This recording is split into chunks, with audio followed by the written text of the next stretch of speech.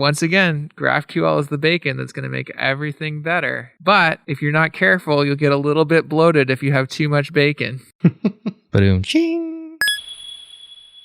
Bandwidth for changelog is provided by Fastly. Learn more at fastly.com. We move fast and fix things here at changelog because of Rollbar. Check them out at rollbar.com. And we're hosted on Linode Cloud servers. Head to linode.com/changelog. This episode is brought to you by Rollbar. Move fast and fix things. Resolve errors in minutes and deploy with confidence. Head to rollbar.com/changelog. Request a demo. Get started today. It's loved by developers, trusted by enterprises, and most of all, we use it here at changelog. Move fast and fix things with Rollbar. Once again, rollbar.com/changelog.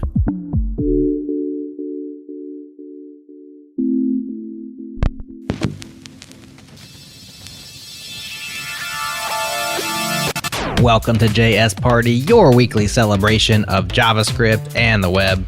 We have some great shows coming down the pipeline.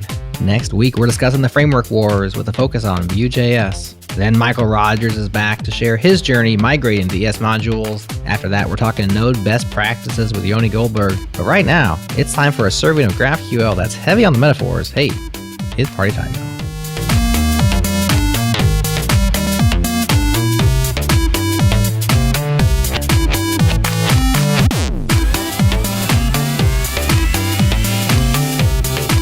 Hello and welcome to JS Party. This is KBall. I'll be your MC this week. I'm so excited to be back on the show, and these guys missed me so much they let me run things today. I am joined by the one and only Jerod Santo. Jerod, how you doing? Shaboy!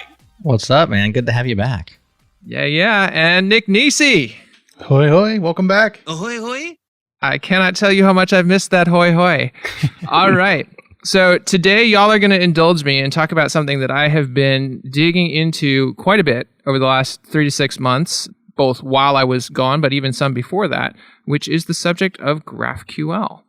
And I think from what I was hearing, y'all have different levels of experience. So obviously, I'm going to pick on you a lot and make you explain things so that we get that played out in front of everybody. But let's start with just kind of describing what is GraphQL? And I actually want to hear everybody's answers starting from the least knowledgeable. So, Jerod, you said you had only played a tiny bit. How dare you? From your perspective, what is GraphQL?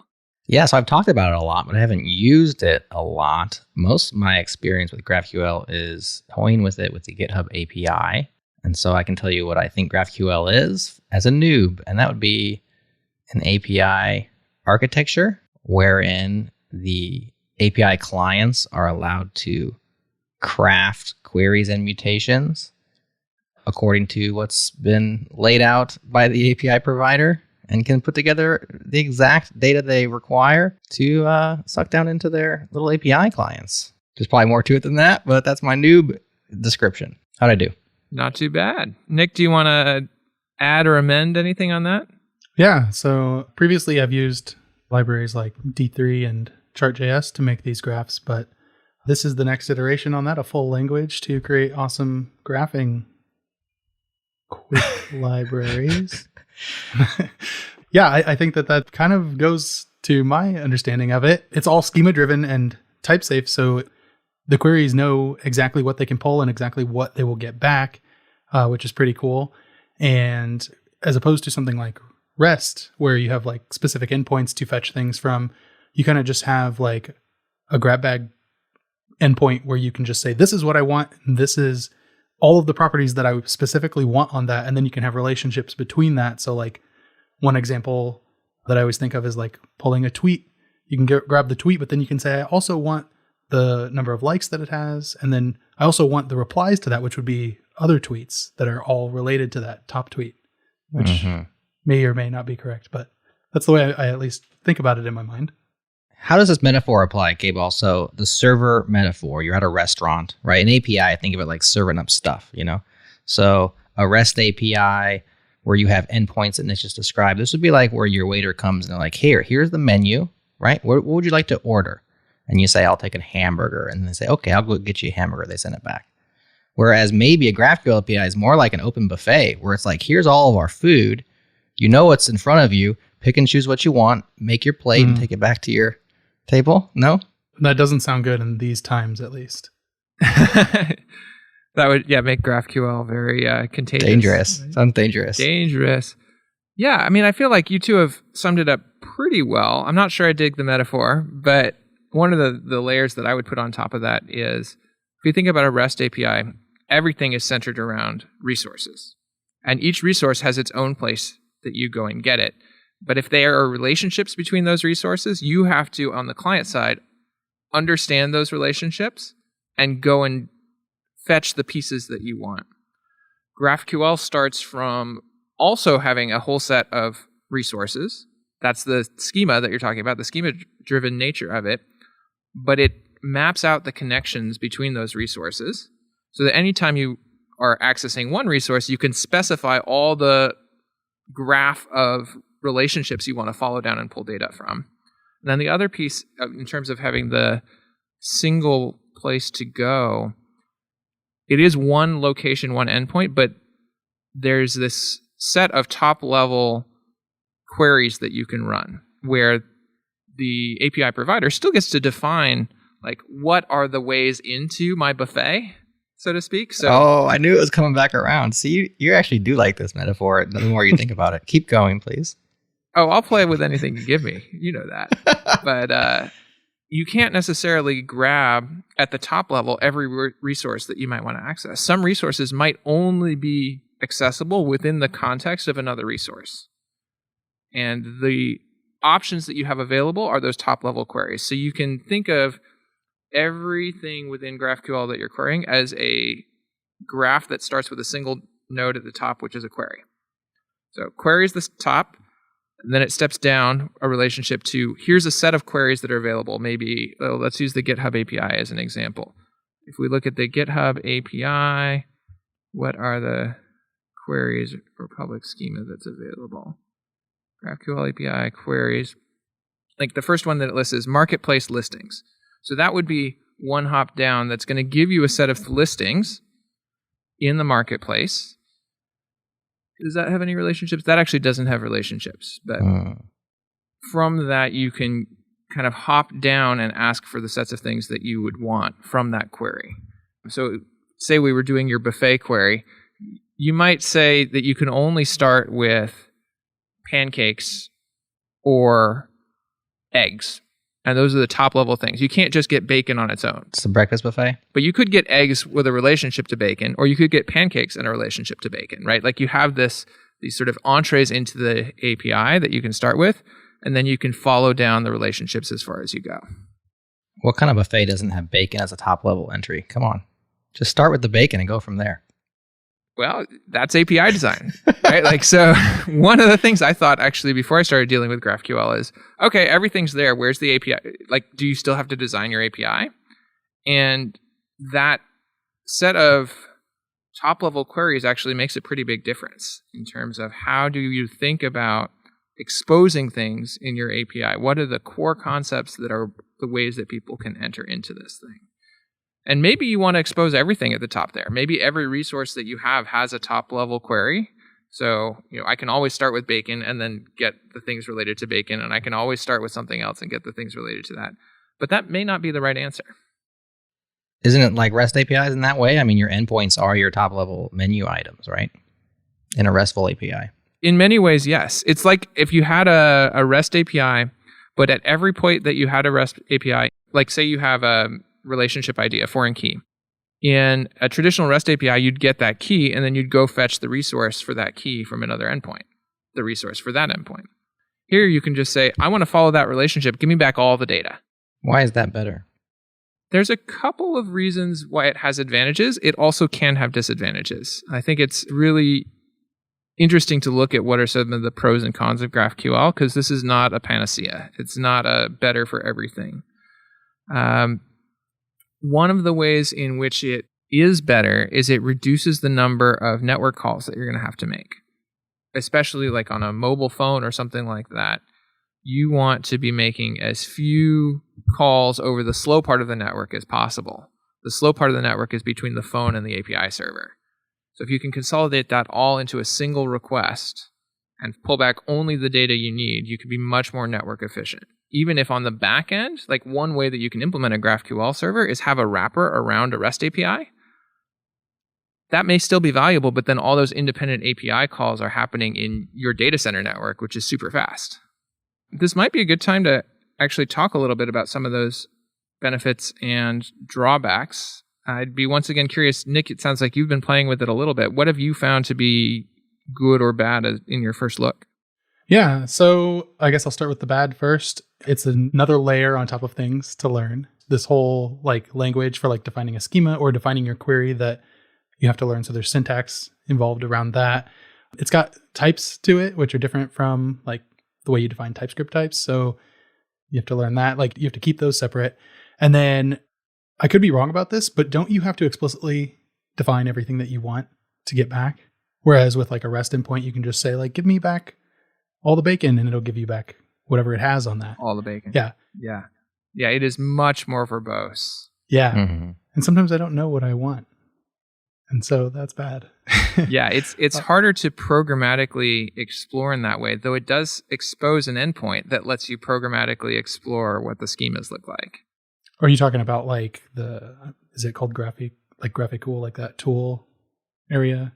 Yeah, or, I mean, so your GraphQL server, actually, I don't know necessarily if that is, I think that is part of the spec. I know it's a part of the GraphQL server we've been using. It has a schema endpoint where you can your client can fetch back, here's the schema for all of the things, and then you could programmatically explore what's in there or not. But if you're just poking around at it, yeah, it is definitely more painful than, let me fetch this and examine the data. Yeah. Right. That is one thing that I was going to put in the pro category, is that tool, and specifically like those calls that it's making to figure out what you can actually get. Those are introspection queries that it is doing on its own. And it's really cool that that's just kind of built into the spec to say like, tell me what I can do here, and then bring that back. And then you can build really powerful tools like that. I think it's called GraphQL. It gives me a blank canvas to start writing a query, and I can hit control space and it will tell me what I can autocomplete here and what makes sense. And it'll immediately like show a little red line on that line if it's something that I can't actually fetch or if it's not formed correctly. So it really does help you as much as possible when you're exploring like that, which is what I've been doing quite a lot. So I do like that. And I do like the tooling so far that I've been playing around with is really powerful in that I basically give it like, this is what our database model looks like, and this is the type of queries that you can expect. And it just figures out all the plumbing for me and then gives me back exactly what I want, which is really cool. That is super cool. And I feel like, I mean, you mentioned the typing being different than in TypeScript. But at least with the tooling that we're using, you can auto-generate TypeScript types based on the queries that you're running. That's cool. Define a particular query and have it generate an explicit TypeScript type that has only the fields that are coming back from your query, which lets you just kind of get really nice end-to-end type safety. Is that like Apollo CodeGen? Yeah. Yeah. So I'm playing with that too, and that is cool, but I'm annoyed with it right now because it doesn't, if you change those, it doesn't actually go and clean up the types that it created previously. So like my result right now is just blow away that generated types directory and then let it regenerate everything, which is kind of annoying, but yeah, I'm sure it's something that can be fixed. Well, so far I've gone the opposite way with, I don't really touch schema generation on my own, so I don't think about the GraphQL schema. I am using a library called Nest that has a GraphQL plugin for it. And so I define all of the types for like what my queries will look like in TypeScript with decorators, and then it generates a schema for me from that. Yeah, I think one of the really cool things that you're touching on a little bit in the tooling is all the same type of magic that you can get with an IDE when you go to a strongly typed language, and all of the amazing different guarantees and other things you can do. This allows you to do end-to-end with your API server. Well, you were touching on discovery there, Nick, and I think it's worth pointing out, maybe it's not worth pointing out, but I'm going to point it out anyways, that RESTful APIs in IDEA are also discoverable because of the hypermedia linking in the response. It's just that RESTful APIs in practice don't usually implement that part of RESTful APIs, the concept. GitHub actually had a really nice hypermedia API where you could say, here is the repo and here are all of the issues. The response could say, here's my repo object. And as a part of that object is a link to a URL wherein all of those issues for the repo exist. My point is you could also, in concept, programmatically crawl or discover a RESTful API like you could with the schema. What's it called? Schema endpoint, where it will tell you your GraphQL schema. And so that would have been pretty cool if it took off. Unfortunately, it's difficult to implement server side, and it's just always one more thing. And lots of times that's the part that gets dropped off of the RESTful APIs, which leaves developers like us, instead of letting our tooling discover how it all works, is basically just reading the docs and saying, where are the comments? And then it's constructing the URL. So in practice, it didn't really pay off, but in concept, RESTful APIs also were supposed to be discoverable. And some of them are, like the better ones, the better implemented ones. I think part of what makes that hard to implement is because it requires a sort of centralization of thought, because every endpoint needs to know about every other endpoint, or at least all of their references. And as you say, a good API that's well and centrally controlled and designed is going to have that, but many are not. And Right. they're developed independently, whereas GraphQL, by being more rigid, it forces into everything is going through this GraphQL endpoint, so we know Right. about everything, so we can force that level of explicitness. And that produces the tooling, right? The thing that happened around RESTful APIs is because it wasn't reliable to have those linking between resources, the tooling wasn't built out in order to do the discoverability, right? The actual discovery. And so you couldn't rely on it. So habitually, we didn't think about it. And so we always just go read the docs and find the endpoints and hard code those into our clients and whatnot. So I think a big win is that because it's there from the start by default on all GraphQL APIs, now that you can build your tooling saying it's going to be there. And that makes a huge difference in practice.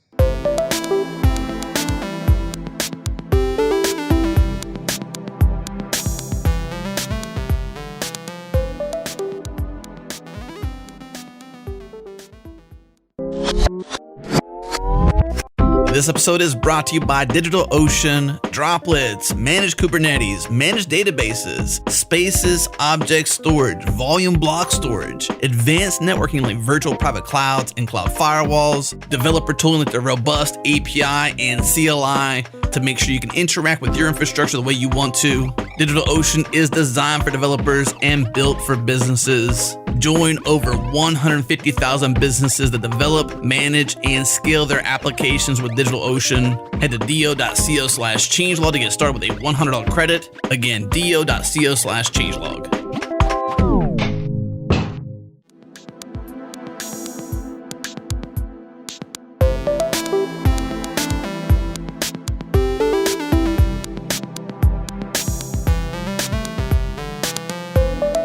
All right, so we've talked some about GraphQL as a mental model, what some of the pros, some of the cons, things like that, even some of the different tooling that it creates. Let's dive into something a little bit more concrete, looking at what are different approaches to actually implementing GraphQL, what are the different pieces of it that you would need to implement, and maybe some specific examples and implementations.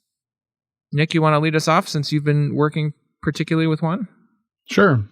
So like I said, I've been using Nest.js for this and its own plugin called Nest.js GraphQL that is actually just a wrapper on top of Apollo, or there's another one, I think. But Apollo is the one that I'm using. Fastify, I think, is another thing. Anyway, it is interesting because it lets me just like set up everything in a very similar way to the way that I was setting up REST endpoints with Nest, where I can create, instead of a controller to control all of the RESTful endpoints I have, I create a resolver, and the resolver can have like a query method or specifically like the pieces of the GraphQL model that I want to fetch. And then it can pull that data in, do any kind of processing it needs to the query, and then pass that along to a service that can go read from the database and query exactly what I need and then deliver that or do any other kind of processing. So it's really nice and easy to set up. It's a TypeScript first library and it's very decorator heavy, which is interesting, but it does things kind of magically, but it's pretty easy to pick up on. You used a keyword there that I don't think we actually dug into defining yet, but that is pretty core to implementing at least GraphQL servers, the server side, which is resolver. Mm-hmm. Do you want to describe a little bit what that is, or I can take a stab at it, or whatever you prefer? As best I can. I'll try. So a resolver would be something that like provides the instructions for taking like the GraphQL string, the query that it receives, and actually doing something with that. So passing that off to do whatever it needs to with that. So that could be like, making sure that, I don't know, I'm falling apart here a little bit, but maybe like type checking arguments that might be passed in to the query or things like that could happen there. Yeah, I think that's good. The resolvers take responsibility for mapping from the query to the data.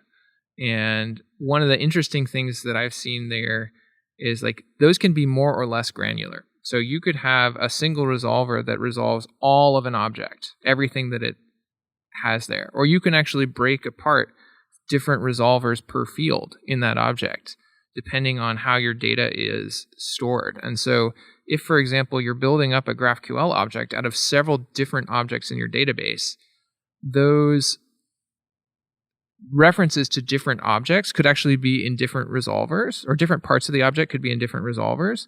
And then if those fields aren't queried, those resolvers aren't called, you don't have to take those database hits. So they can actually give you a mechanism for making your backend much more efficient. Speaking of backends and efficiency, what happens on a backend when somebody crafts a GraphQL API that just spans like 6 of your tables and just causes all these joins? Because let's take a blog scenario, right? Blog post has comments, comments have authors, authors have blog posts.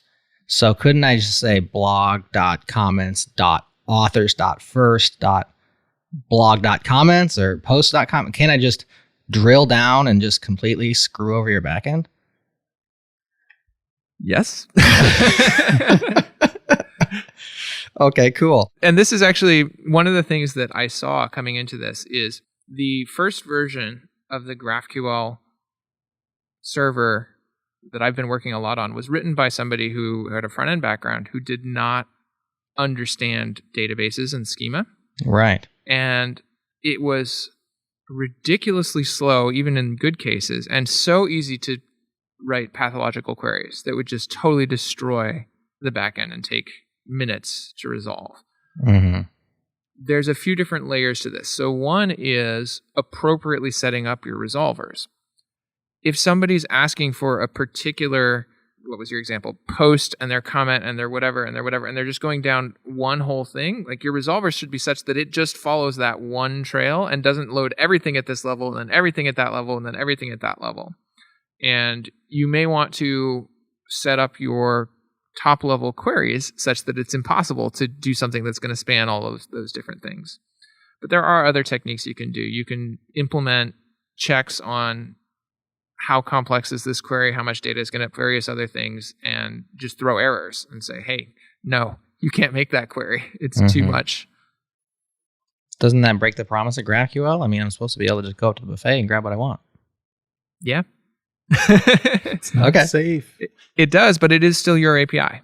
I agree. And one of the trade-offs that you get as you create this great flexibility and this great power is there's now great responsibility that you need to put limits on it, or you need to be confident that your backend can handle every type of query that can be crafted.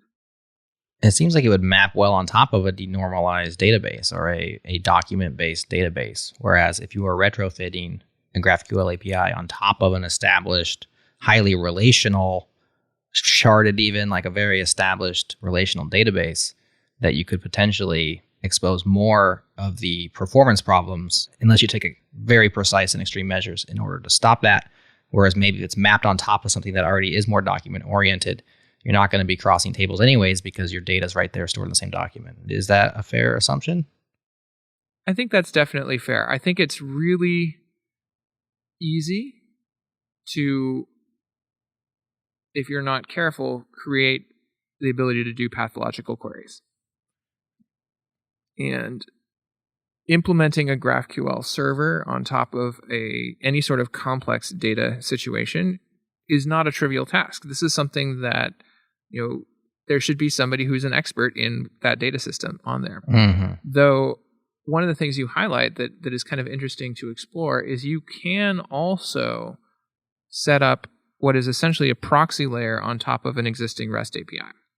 So if you have a big established working system and you have a REST API there, you can set up a proxy that just is calling out to your REST endpoints. And REST is very good for cacheability. So you can have that proxy be caching things in all appropriate ways and managing the cache so that you can take advantage of those individual endpoints not being pathological.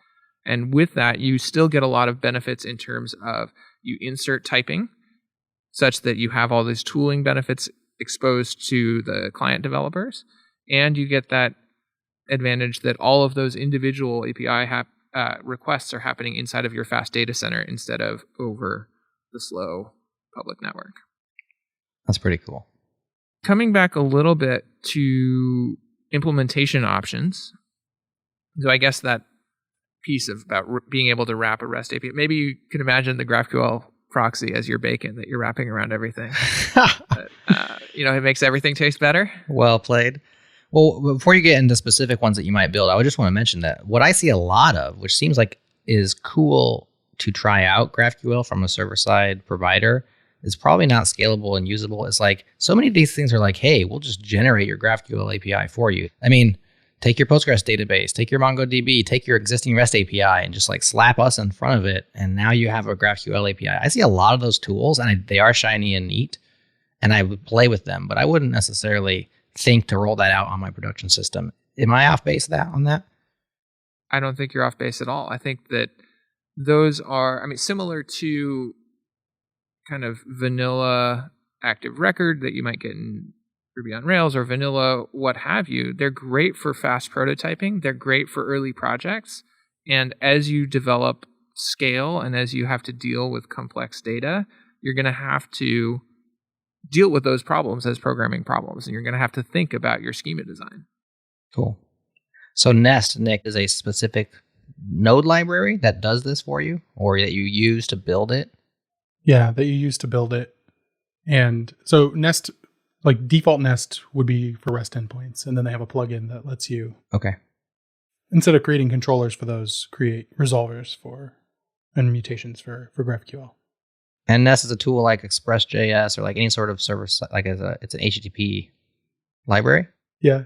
So it's a wrapper on top of Express too. Oh, it is. It's just kind of an amalgamation of everything. So it's not like Express. It's just wrapping Express. Yeah. The old Russian doll. We're at the level of meta frameworks now. Everything's a meta framework, right? This is true. That's where the interesting stuff is happening. I like to get close to the metal and use Express.js.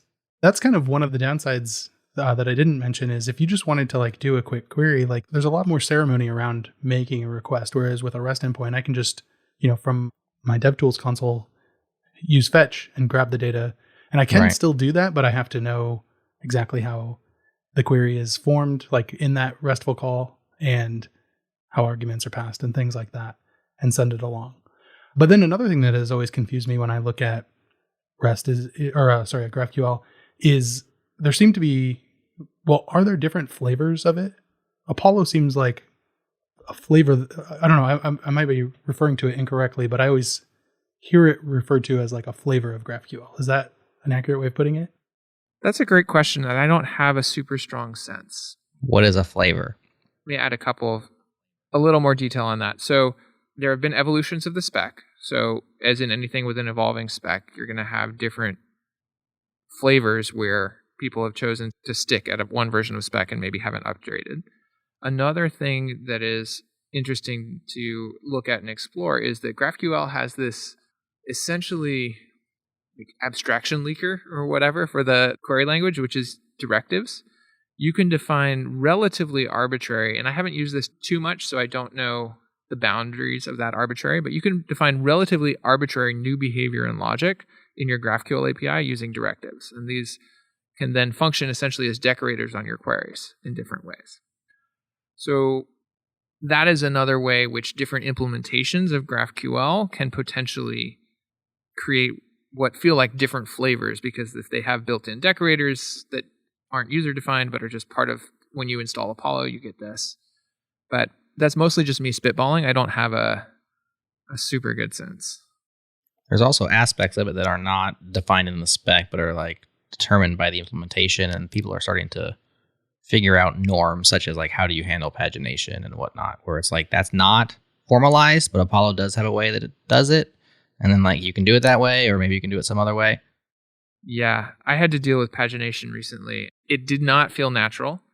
And it was something where I essentially created a different top-level query and a different object that included pagination-related things and then had the repeating value. Cursor, yeah.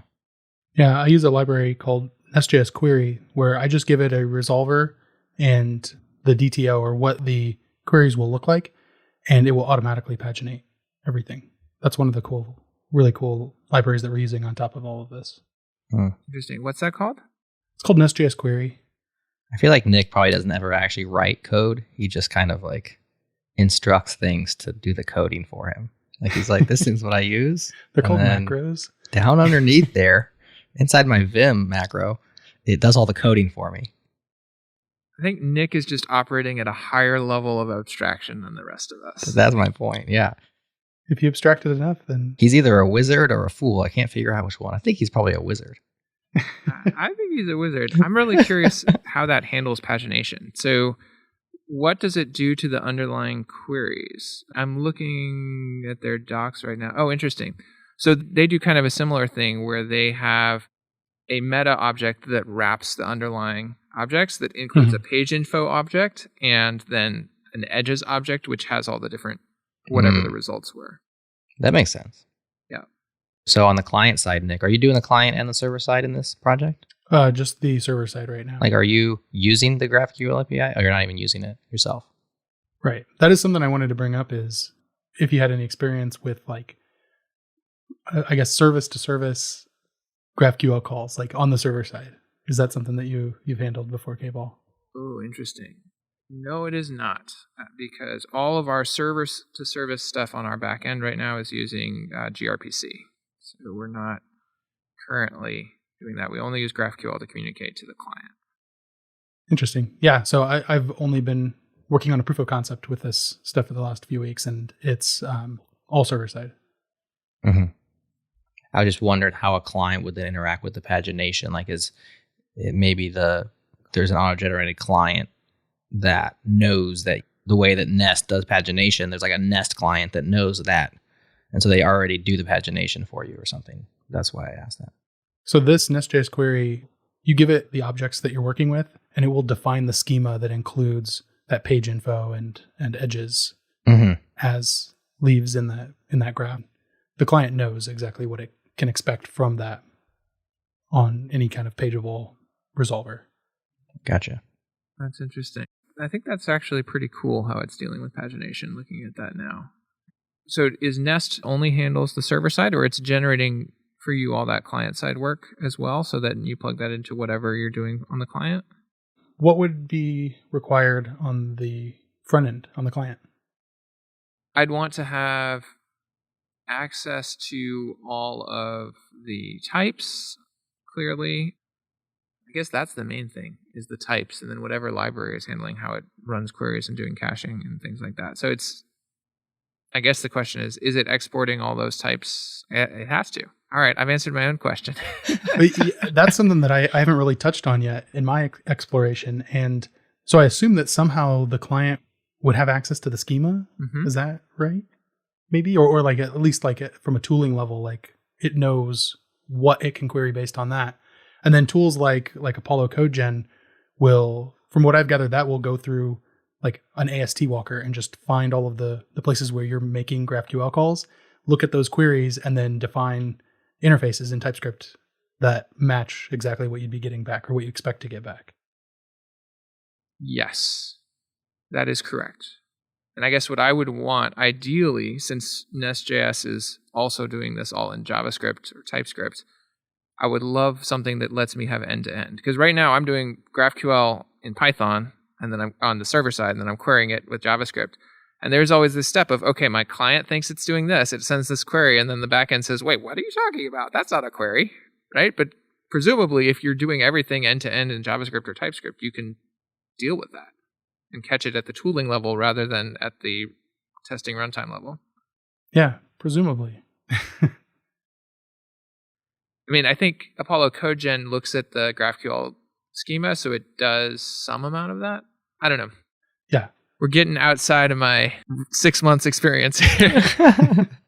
What I've done in the past for that kind of sharing is, and not with GraphQL, but with like RESTful endpoints, is I've used, so Nest has a plugin for Swagger, so it'll auto-generate Swagger documentation for all of your endpoints for RESTful calls.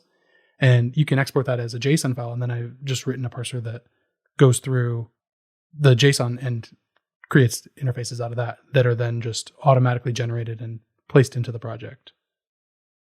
Not the most straightforward way, but it is a way to kind of not have to think about writing all of those interfaces. I love it. Nick, you always find a way to auto-gen, man. Generate that stuff. I need to suck some of that stuff into my head. You're better than I am. I feel like I toil away at my code and Nick just kind of like tells things to do things for him. I should hang out with you more. Work less.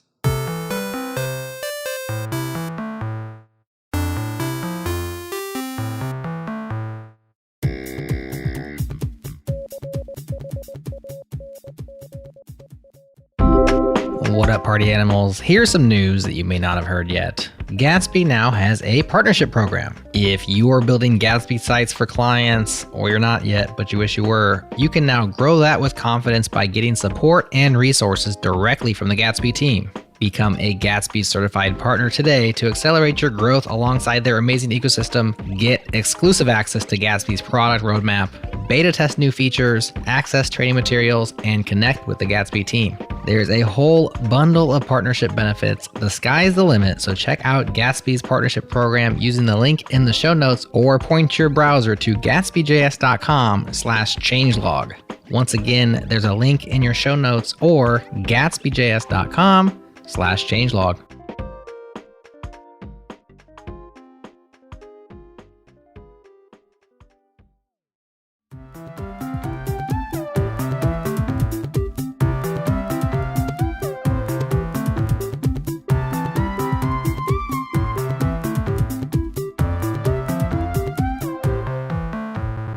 All right, let's get back into it and talk about one subject that we have not talked about much yet, which is mutations. How do you actually change data using a GraphQL API? This is something that Jerod was talking about on the break. He said, well, you have a read-write API. We've only talked about read. How does write work?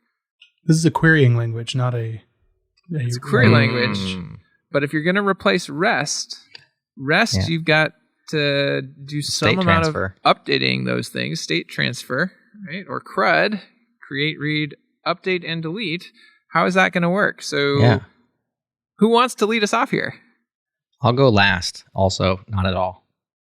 Yeah, I have not gotten that far in my POC yet, so I haven't mutated anything. Nick will get back to us. So it's you, KBall. How do you mutate? All right, that's me. So I think the way to think about mutations is it's actually coming back to this question of query design and API design.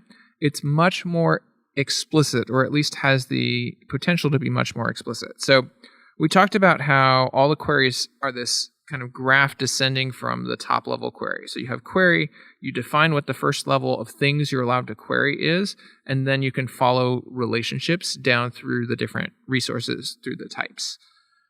On the mutation side, it's similar in that you have a top-level mutation object where you're defining the mutations that are allowed to happen. And I have not used this a huge amount, so I'm not an expert on this at all, and I don't actually have a strong sense the extent to which there is that same level of nesting and following relationships.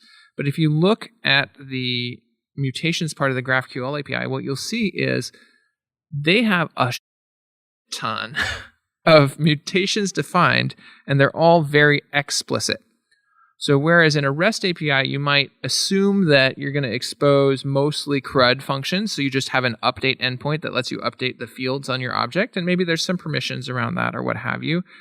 In a GraphQL API, you're going to have much more explicit mutations. And some of those maybe just update this object and pass in the new object types or things around that. But if you look at, for example, the GitHub API, there's a lot of things about accept this suggestion, clone this thing, do this thing. You have a mutation for each type of action that you're wanting to enable.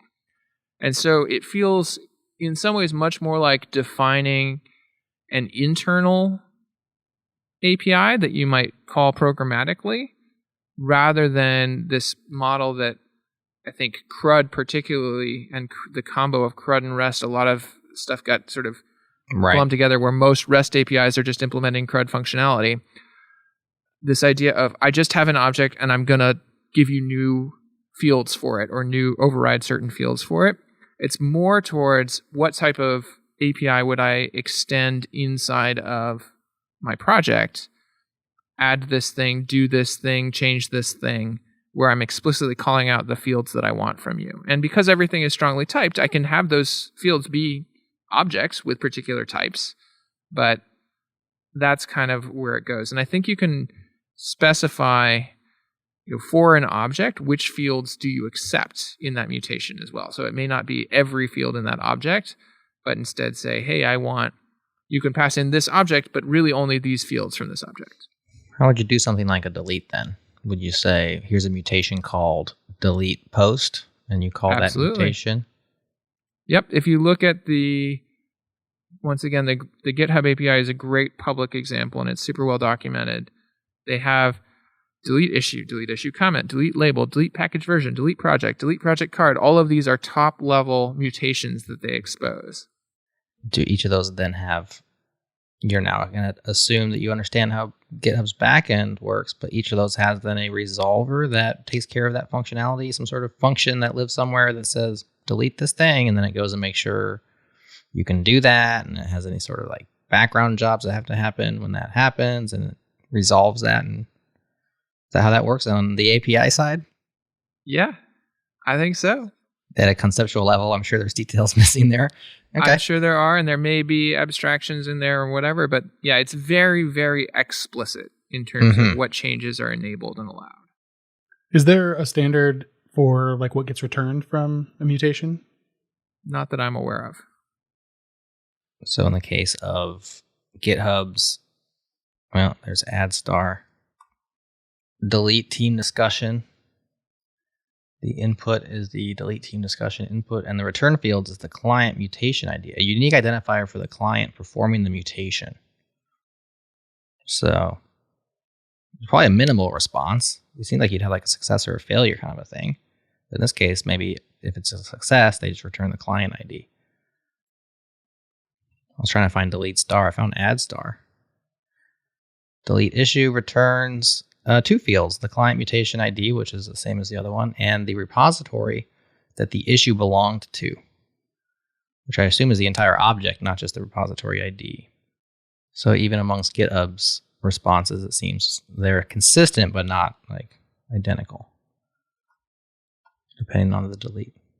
Yeah, I asked that, and I was going to kind of ask about like error handling too, like if there's any kind of standard for that. And the reason I'm asking is like, when you implement this, like Apollo, for example, would Apollo handle errors like on the client side different from like another library that you might be using to hit an Apollo backend?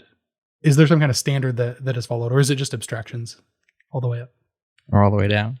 That's a great question, and I don't have the answer for you there. I feel like in Apollo, what happens is it sends back essentially a message saying, there was an error, go check your GraphQL server. I don't remember. I don't know off the top of my head. And that definitely feels like a place where we have a little bit of a hole. One thing that is kind of odd is GraphQL will return a success code with an error message rather than it being an HTTP error. Interesting. So that's kind of funky. They're using HTTP as a transport layer, not really as... Exactly. Yeah. In fact, I think it may not even necessarily... I'm not sure that's part of the spec so much as that is just a common choice. I was going to say, we have a transport layer. It's called TCP. So it seems like HTTP would be superfluous in that use. Yeah, but it makes it easy to build client-side... It's pervasive. ...interactions with it, right? Yeah. Like, you want to be able to hit this thing from a browser, and it's way easier to hit an HTTP-based API than a TCP-based API. Right. So real-time follow-up on the GitHub API. The reason I couldn't find delete star is there was not one. It's called remove star. Yep. And that's the delete function is a remove. That's fun. So a little flexibility there because, now they're more semantic. Like, do you delete a star? Really? Well, you just kind of remove the fact that you starred that repo. So they're being a little bit more descriptive, but less discoverable because everything else says delete and then it goes to star and it says remove. Yep. What you want to bet those were implemented by different teams than the ones doing delete these things. There's a whole set that are remove. There's a whole set that are delete. And maybe they have an internal consistency for which things, but... Yeah. The fun of API design. So there's a cool question coming out of the chat room from Lars. Maybe one of you two can help him out. And he asks, where do you learn the actual QL? Where do you learn the query language? What's the best resource for learning the query language? That's a great question. Mm-hmm. There's a website called howtographql.com that has sort of interactive tutorials and a bunch of stuff. And I've heard folks talk about that as a good resource. I have not actually used it because I learned it all on the job. So I just kind of learned it by looking at the code that we had and then sitting developers down when I got stuck and being like, what the heck is going on here? Can you explain this to me? But I've heard great things about howtographql.com. What are you, Nick? I will definitely check that out, but mine has also been on the job learning and kind of looking at other queries. But like I said, this is a proof of concept, so we don't really have like established queries lying around anywhere. So it's more just what have I typed into the GraphQL interface? And then I heavily rely on the control space to tell me what I can and can't do in this. And then it's like throwing spaghetti at the wall to see what sticks. Eventually it'll work. Then you also got the up arrow. You can go back through your history. What have I typed before? Up arrow, up arrow, up arrow. What's an arrow key? Sorry. L, J, K? I don't know. K. K. Okay. GraphQL.org itself is also pretty good. It's got reasonable learn resources, though they also reference straight out to how to GraphQL for doing tutorial related stuff. They've got a bunch of interesting things there. I will say that the query language itself is simple enough that everything I needed to know at the time that I was using it was basically just like clicking and seeing in the graphical editor the query that it generated based on what I was trying to do. And it's pretty straightforward to just copy and paste that around and tweak it. So I didn't feel like there was all that much to learn on that side, which is probably one of the reasons why it is so beloved by front enders and people who just want to get their data and get on with their day, is that there's not too much to learn on the query side. On the implementation side and maybe on the mutation side as well. Not sure. Seems like there's a whole bunch there. But just the query language itself is pretty basic. Absolutely. Well, and I think that's one of the easy gotchas in GraphQL is folks will come in, and particularly folks who are just on the front end side will come in and say, hey, this makes my life so much easier. We can just throw it in and it's going to make everything golden. And what I have seen having to do a lot of retrofitting work on the server side here is that approach leads to catastrophically slow GraphQL servers and poorly designed schema and various other things. So this is a real domain. There are real concerns. And if you're creating that server side implementation, it's going to go a lot better if you have some understanding of your underlying data systems and how they work. Mm-hmm. One aspect of GraphQL we haven't brought up, which I think is the coolest use case of it so far, is the way that Gatsby uses it to normalize all these disparate data sources into a single GraphQL usable thing. And I know there's a lot of complexity in those things. And of course, you could have, especially if you're spanning multiple data sources and stuff, it could get real hairy. But conceptually, I think that is super rad. I think it's the coolest thing about Gatsby. It is super cool. And it lets them create a dissociation between data source and accessing that data source. So all that you have to do to incorporate a new data source with a new way of interacting is you write something that knows how to translate from that to GraphQL.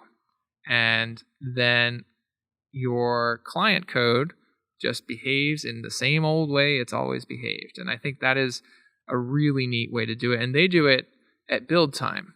But one could imagine doing that in real time too, in that wrapping approach that I mentioned, where you wrap around all sorts of different APIs and provide a single consistent interface to them.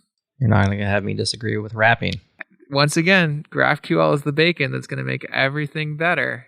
But if you're not careful, you'll get a little bit bloated if you have too much bacon. Boom, ching. You don't know how much I've missed playing with these puns and metaphors with you all.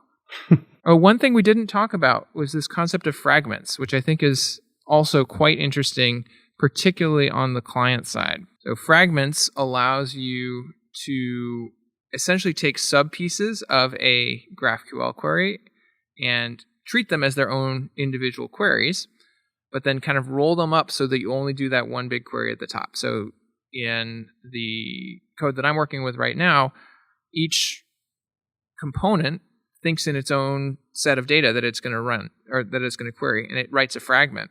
But then the top level page loads up all those fragments, composes them into a single query, and it only hits the API once. So it lets you, as a developer, think only about the data that you need for the piece that you're working on. But then from a performance standpoint, you can normalize all of that so you're doing a single query that's going to generate the info that you need and send that all at once to the server and get it all back right on page load. Another nice thing with fragments is that it will give you an interface name in TypeScript with like Apollo CodeGen, for example, that is the name of that fragment.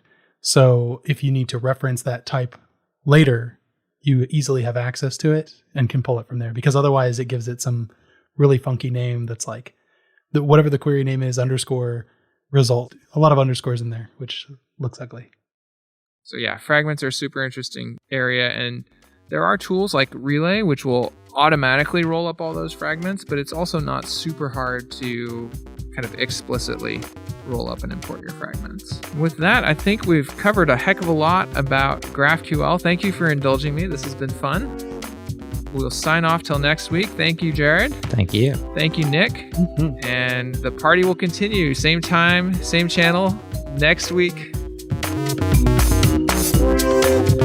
What's your take on GraphQL? Are you all in or still skeptical? We'd love to hear your thoughts. You can comment on this and every episode on changelog.com. There's a link in your show notes for easy click-ins, or just hit up changelog.com in your browser du jour and let your voice be heard. Oh, and did you know we have an awesome weekly newsletter? Over 15,000 devs just like yourself hit the easy button on keeping up with what's fresh and new in the software world.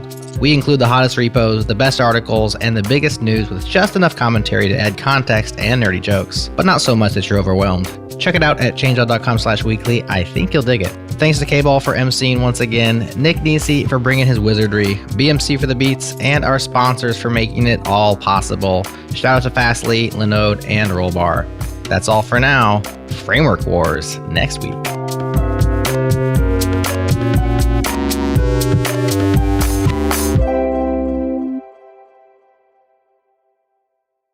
Clap your hands, everybody, if you got what it takes.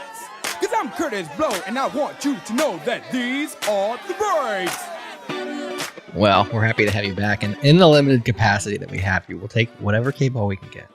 Mm-hmm. I did already drink quite a few cups this morning, so. Nick actually tried to code up an auto-generated KBall, but it didn't work out like we thought it would. And, Ooh, I want to hear more about that. well, you can't because I just made it up. Nick, tell him more about the KBall you tried to write. Well, it's just layers of abstractions, and then if you abstract anything enough, you eventually just end up talking about Vim with me. So Yeah, well, now we can hang out and talk TypeScript too, because I've been in that world a lot. yes.